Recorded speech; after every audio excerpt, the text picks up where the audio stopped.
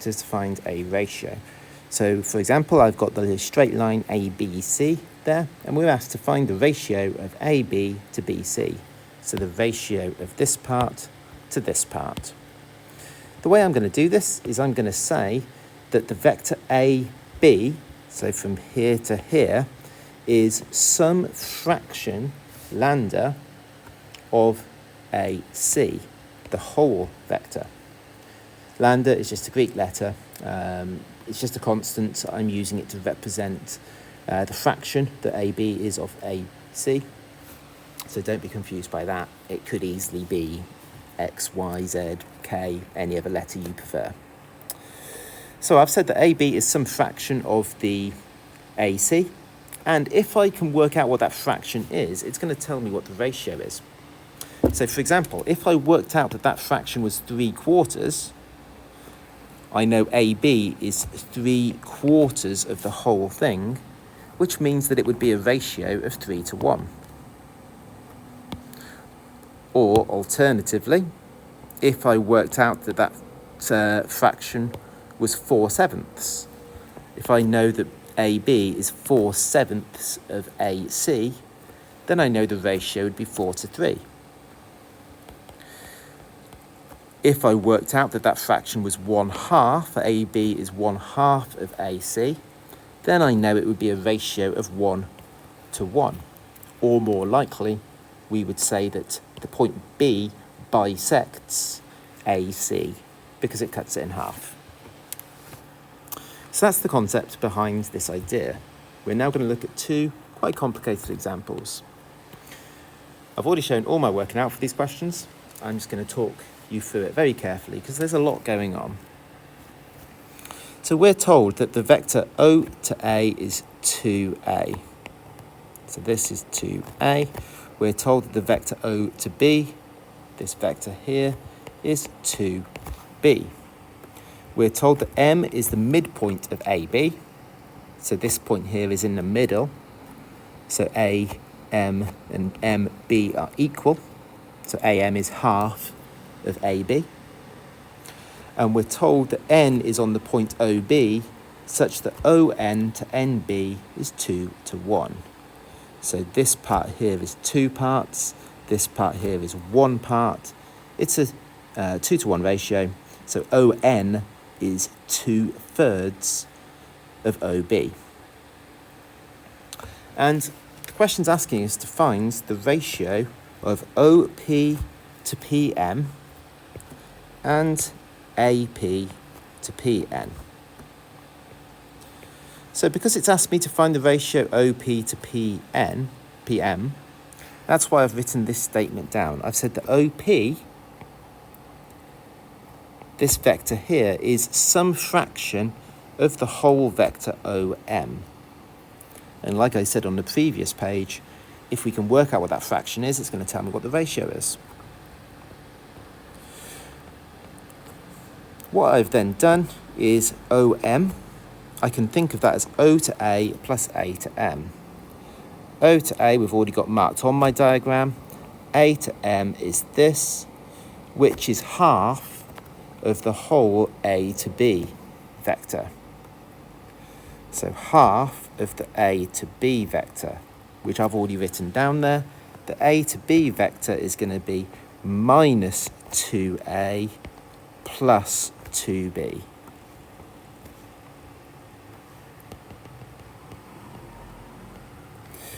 And then I'm just going to tidy this up, because a half of the minus 2A is minus A, which when combined with the 2A, so 2A minus A is A.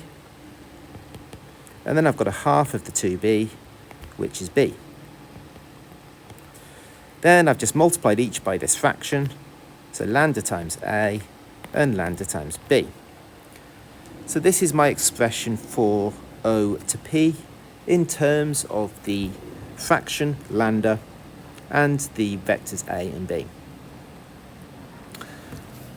I'm now going to do exactly the same thing with the AP to PN. I'm going to say that AP is some fraction mu, again a different Greek letter, of AN So I'm saying that the vector a to p is some fraction of the whole a to n vector.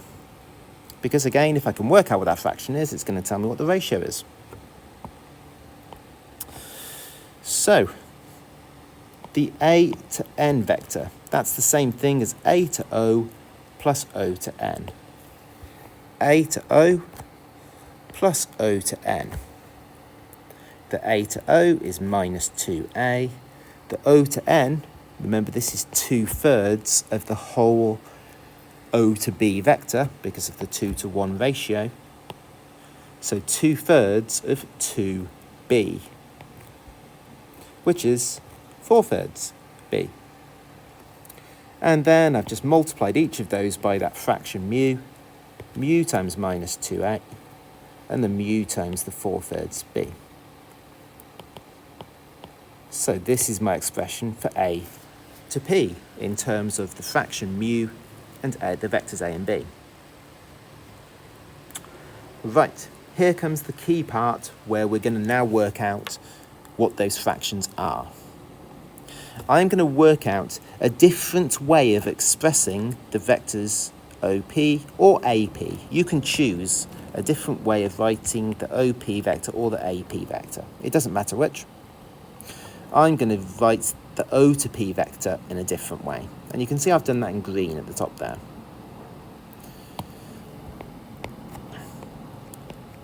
So just to remind you so far, in blue I wrote down the O to P vector as being some fraction of the O to N vector. I'm now going to think of the O to P vector as being the same as O to A plus A to P. O to A, we know that's 2A, and A to P, I've already written that down in red. So I've just substituted that in. All I'm going to do then is just try and simplify as much as I can. The only thing I think I can possibly do here is I've got an A vector here and an A vector here. So I'm just going to factorise that A outside to leave me with the 2 minus 2 mu on the inside. And then you can see I've just copied down the 4/3 mu b. Now, factorising the A outside is helpful because what that's going to allow me to do is the next step more simply. Because I've got an expression for the O to P vector here. And I've also got an expression for the O to P vector down here that I worked out in blue. They are the same vector, which means that the A components, the A parts of this vector must be equal to one another. So my 2 minus 2 mu must be equal to the lambda. Not only must the A parts of this vector be equal to one another, but the B parts must be equal to one another as well. So the 4/3 mu must be equal to lambda as well.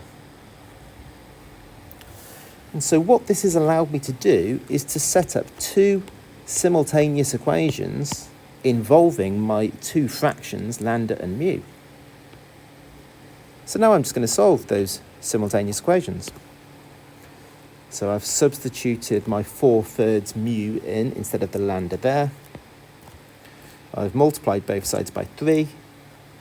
I've added the 6 mu to both sides. Then I've divided both sides by 10. And so I've found out that mu is 3/5, which I've then substituted that back into the other equation to work out lambda.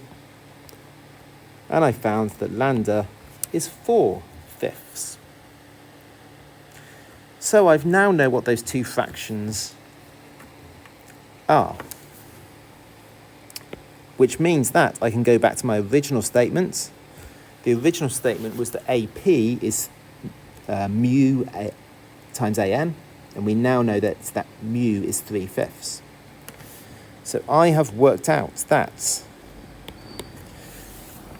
AP is 3/5 of AN, which means that PN will be 2 parts, and it's a ratio of 3 to 2. I've also worked out that lambda is 4/5. So OP is 4/5 of OM. O to P is 4/5 of O to M, which means that PM is 1 part and it's a 4:1 ratio. And we've answered both parts of this question. So just a quick reminder of the process here. We're asked to find these ratios. So I write one vector as a fraction of the bigger vector. Asked to find this ratio. So writing one vector as a fraction of the bigger vector. I then write those in terms of the vectors A and B. I then find OP in a different way. I then compare the A and the B components, because they should be equal to one another. I then solve simultaneous equations to work out what those fractions are, and they tell me what the ratios are going to be.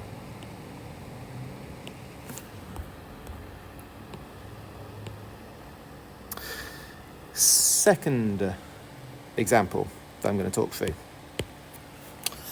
We've got the ABCD as a parallelogram. We're told that A to B is the vector A. We're told that A to D is the vector B. We're told that X and Z are the midpoints. So these are in the middle. So BX is going to be half of BC. AZ is going to be half of AD. We're told that W and Y divide AB and CD in the ratio 1:2. So this is 1 part, that's 2 parts. This is 1 part, so that's 2 parts. So A to W is 1/3 of A to B. W to B is 2/3 of A to B. And we are asked to prove that WY, so WY here, and XZ here bisect each other. So that means cut each other in half. So the way I'm going to do this is I'm going to say that W to M is some fraction of W to Y. So WM is lambda times WY. And the reason why I'm going to do that is I'm going to try and show that that lambda is 1/2. Because that's going to prove that it's been bisected, cut in half. I'm also going to write down that X to M is some fraction of X to Z. So XM is mu XZ. Again, with the hope of trying to show that mu is 1/2, and hence the reason why XZ has been bisected. So that's my thinking. Right, WY is the same thing as W to B plus B to C plus C to Y.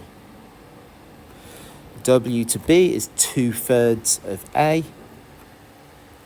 B to C is the vector B, because it's a parallelogram, so that's going to be equal to the vector B. And C to Y is minus 1/3 of A, because the whole vector here would be minus A, because it's in the opposite direction to the vector A, and 1/3 because of the 1:2 ratio.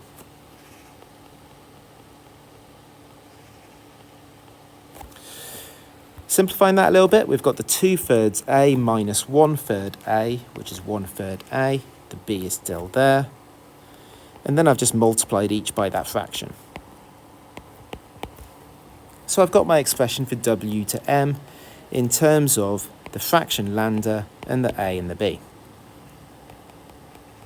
We'll come back to that in a minute. X to M. I said that that was some fraction of X to Z. The X to Z vector, I can think of that as being X to C plus C to D plus D to Z. The X to C is 1/2 B. The c to d is minus a, and the d to z is minus 1/2 b. As you can see, the b terms cancel out, and then I've just got the fraction mu times the minus a.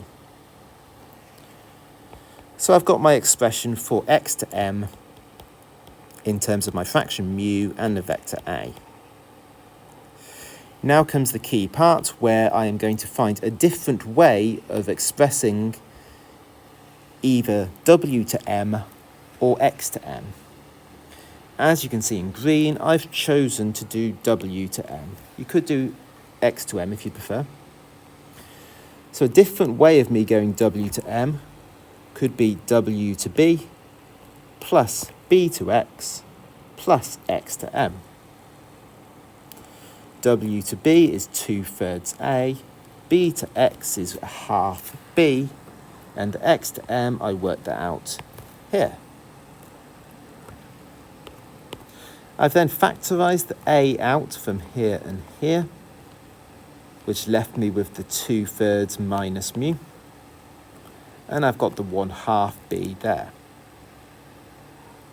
So here is my expression for wm, here is my expression for wm, they must be the same.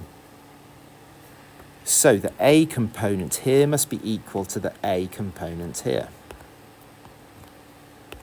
So that's what I've written down here. Similarly, the b component here must be equal to the b component over here. So that's telling me that lambda is 1/2. Now I know lambda is 1/2, I can plug that here. 1/2 times 1/3 is 1/6. And you can see I've then rearranged and solved that equation to work out that mu was also 1/2. So, remember I said that wm was lambda times wy, and I've just worked out that lambda was 1/2. So wm is 1/2 of wy. I said that x to m was mu times x to z, and again we've just worked out that mu is also 1/2. So x to m is 1/2 of x to z. So we have shown that w to m, this is 1/2 of this. And we've shown that this is 1/2 of this. Therefore, we have shown that wy and x to z bisect each other.